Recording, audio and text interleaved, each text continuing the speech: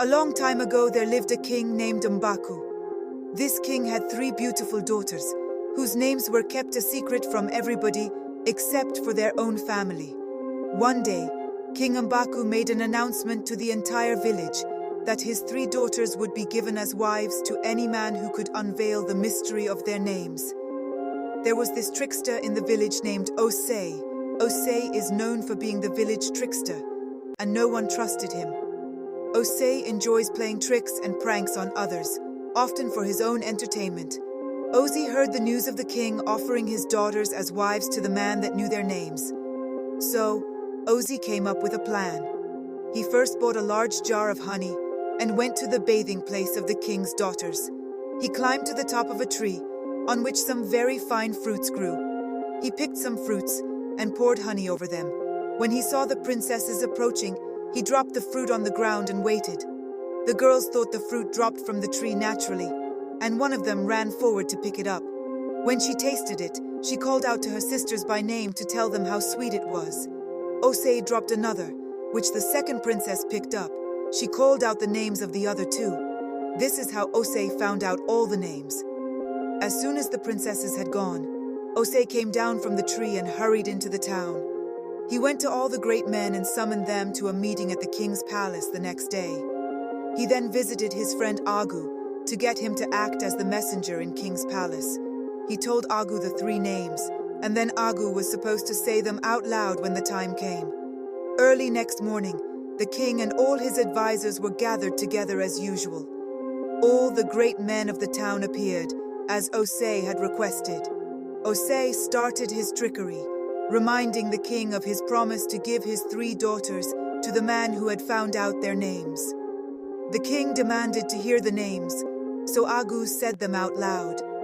The king and his advisors were really surprised, but the king had promised to give his daughters to the man who knew their names, so he had to keep his word. So he gave them to Agu. Osie was very angry and explained to the king that he had told the names to Agu so that he would get at least 2 of the girls, while Agu could have the 3rd. The king refused Osie's plea. Osie then begged hard for even 1, but was refused again. He went home in a very bad temper, declaring that he would get revenge on Agu for stealing his wives away. He thought over the matter very carefully, but could not find a way of punishing Agu. Finally, he had an idea. He went to the king and explained that he was setting off the next morning on a long journey. He wished to start very early, and so he begged for the king's help. The king had a rooster, which always crowed at daybreak, to wake the king if he wished to get up early. Osie begged that the king would command the rooster to crow the next morning, so that Osie would be sure of waking up in time. The king quickly agreed to this. As soon as night fell, Osie went by a back way to the rooster's sleeping place, seized the bird quickly, and killed it. He then carried it to Agus's hut, where he and his wives were in bed. Osie quietly cooked the rooster, placed the feathers under Agu's bed, and put some of the flesh on a dish close to Agu's hand. The wicked trickster then took some boiling water and poured it into Agu's mouth, making him unable to speak. When morning came, Osie went to the king and reproached him for not letting the rooster crow.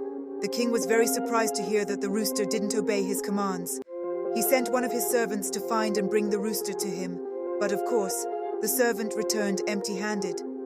The king then ordered them to find the thief. No trace of him could be found anywhere. Osie had a plan. He went to the king and said, "Your Majesty, I think Agu might be the thief. He took my 3 wives before. Maybe he took the rooster too." After hearing this, the men went to search for Agu's hut. They found what was left of the rooster, cooked ready to eat, and his feathers under the bed. They questioned Agu, but Agu was unable to speak.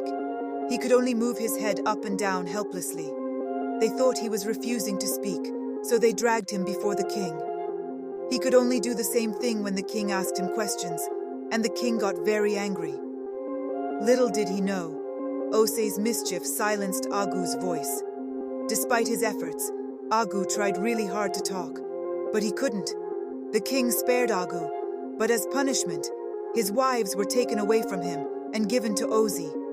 Not only did the king reward Osie with his daughters, but also 3 plots of land, 1 for each daughter. Agu's life had taken a bitter turn. Once the trickster of the village, now he lay, voiceless and powerless, his wives taken from him and handed over to the cunning Osie. But little did Osie know, Agu's misfortune was far from over. Agu, fueled by his burning desire for revenge, sought out the help of a powerful witch deep within the forest. He pleaded with her to curse Osie, to make him suffer as Agu had suffered. The witch, with a sinister gleam in her eye, agreed to aid Agu in his quest for vengeance. Agu got angrier every day, quietly wanting to get back at Osie for what he did. At the same time, Osie enjoyed his new riches and being with his new wives, not knowing about the anger building up inside Agu. In the dark of night, Agu went back to the home where Osie was sleeping, unaware. Agu carefully gave Osie the potion while he slept next to his new wives. As the sun came up, Agu's plan unfolded perfectly. Osie woke up feeling strange, realizing with horror that his body was gone, leaving only his head on the bed. Osie's wives woke up and were scared when they saw a head without a body, but still alive and awake. The room filled with panic as Osie, now just a head, begged his wives for help. Fearing for his situation, Osie begged one of his wives to take him to the witch, promising to fix things if she helped him. She agreed, though unsure, and guided Osie's head through the dark village streets. When they got to the witch's home, Osie felt hopeful as he asked her for help. The witch smiled and gave him a bottle of potion, saying that each sip would bring back a missing body part, and that he should take a sip at midnight. The witch warns Osie to give her the final sip of the potion, and not to drink it himself. If he doesn't follow this rule, and drinks the last sip after his body is fully restored, the spell can never be reversed. Osie waited until midnight, then his wife gave him a sip. Soon his arms grew back. He took another sip himself, and his legs came back. Osie was happy, but realized he had 1 sip left. He wanted to make himself bigger to please his wives, so he drank the last sip. Suddenly, the flashed, blinding everyone. Once their vision returned, they saw Osie's head lying on the floor. He asked if the potion had worked, and his wives were horrified once more. Osie asked one of his wives to take him to the witch's house to find out what happened. Osie asked why everything went wrong. He explained that his wife gave him the first sip, and his arms grew back. Then he admitted he took the second sip himself, and his legs grew back. Lastly, lied, saying he drank the last sip just to make sure he was completely back to normal. Confused and defeated, he asked the witch for answers to his problems. The witch explained the truth about Osie's mistake. The potion tested his character, revealing his greed and pride. Because he gave in to these desires, Osie doomed himself to live only as a head. The witch's final words to Osie was, "Stop while you're ahead." Ultimately, Osie's attempt at revenge led to his own ruin, serving as a warning against pride and vengeance. As the village forgot about Osie and Agu's story, the old witch remained, keeping her secrets hidden. From the tale of Osie and Agu, we learn a profound lesson about the power of forgiveness and the importance of letting go of anger and resentment. Osie's journey, fueled by vengeance, ultimately led to his own downfall, while Agu, despite facing hardships and betrayal, found solace in forgiveness. This story reminds us that holding on to grudges and seeking revenge only weighs us down and prevents us from moving forward.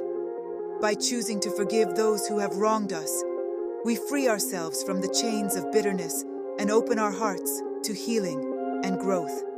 Moreover, Agu's resilience and ability to rise above his circumstances serve as a beacon of hope, showcasing the strength that lies within each of us to overcome adversity with grace and compassion. So let us embrace the transformative power of forgiveness, and in doing so, pave the way for a brighter, more fulfilling future filled with love, understanding, and peace.